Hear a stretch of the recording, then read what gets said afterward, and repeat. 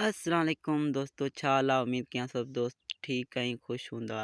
अॼु तव्हां लाइ बहितरीनु अपडेट खणी हाज़िर थियो आहियां ऐं हिन में तव्हांखे पुराणा ड्रामनि जे बाबति अपडेट ॾींदुसि। उहे ड्रामा किथां तव्हांखे मिलंदा, कहिड़े चैनल ते मिलंदा। सो ही वीडियो फुल ॾिसिजो। हिन वीडियो में तव्हांखे ॿुधाईंदासीं। हिन वीडियो में तव्हांखे सोली ऐं सच जेको सिंध टीवी जो मेगा सोप सीरियल जेको दुलाब हले पियो, इन जहिड़ो हुयो। हीउ ड्रामो 2014 में हलियो हुयो।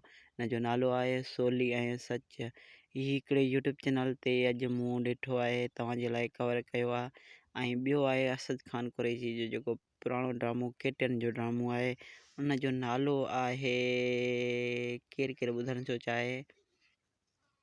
लॻे थो सभु इंतज़ार में हूंदा हिन ड्रामे जेको असद कुरैशी जो ड्रामो आहे, जे करे उन जो नालो आहे ज़िदान, जेको पोइ सिंध टीवी ते हलियो आहे उन जे नाले सां। उन जहिड़ो न आहे, उन जे अलॻि आहे उन जे हिसाब सां उहो आहे।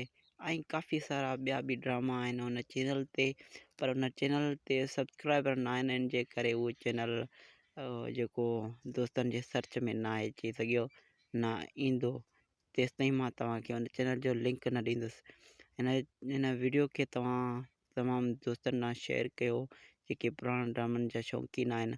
हिन में हिकु उन ड्रामे में जेको असद कुरैशी जो ड्रामो आहे ज़िदान, उन में तव्हांखे जेको दादू जा एक्टर आहिनि, दादू जा तव्हांखे ख़बर आहे जीअं तकरार हलियो आहे, अहिड़ा उन में उहे अदाकार कमु करे विया आहिनि। में साईं जेको हींअर गुज़ारे वियो, सैयद मुनवर अली शाह, ऐं काफ़ी वॾा वॾा अदाकार कमु कया आहिनि, असद कुरैशी ऐं ॿिया जाम आहिनि। ऐं जेको सोली ऐं सच ड्रामो साईं नूर ज़ौर जो लेखकार ड्रामो आहे, उहो बि दुलाब जहिड़ो ड्रामो आहे। सो कहिड़ा कहिड़ा दोस्त हिन ड्रामनि जे इंतज़ार में आहिनि, असांखे कमेंट में ॿुधायो। हिन वीडियो ते 1000 लाइक अचणु खपनि। शाम खां पोइ या राति 7 खां पोइ इन ड्रामे जो वीडियो तव्हां जेको लिंक आहे उहो तव्हां सां शेयर कंदुसि। ऐं हीअ वीडियो तव्हां लाइक कयो, सब्सक्राइब कयो। ॾिसूं था त सिंधी ड्रामनि खे केरु केरु थो पसंदि करे।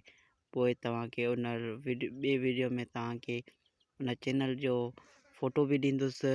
ऐं ओरिजिनल तेसीं मां सर्च में आहियां त जेके बि जो चैनल आहे उहो उनजो असली चैनल आहे या फेक चैनल आहे, तेसीं मां उनजो सबूत अची करे वठां। पोइ राति वारी वीडियो में तव्हांखे उन चैनल जो नालो, उन चैनल जी link, full update next video में ॾींदुसि। तेसिताईं ख़ुदा हाफ़िज़। हा दोस्तों, मां तव्हांखे ॿुधायां त हिन ते टोटल ड्रामा अपलोड आहिनि, उहे फुल ड्रामा अपलोड आहिनि, सभु फुल ड्रामा आहिनि।